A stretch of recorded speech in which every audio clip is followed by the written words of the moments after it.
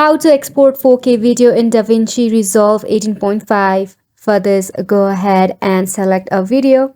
Then tap on the settings icon, which is at the bottom of your screen in your right hand side, and tap on the setting gear icon. So in here you will get a timeline format, and make sure you go ahead and select the Ultra HD one. So once you tap on it, go ahead and tap on save, which is at the bottom. Now below this you will see a rocket type of icon, and just go ahead and tap on this deliver icon.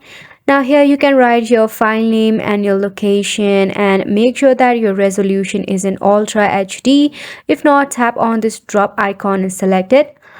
Now for the quality, make sure you have selected the restrict one and make sure to write 100,000.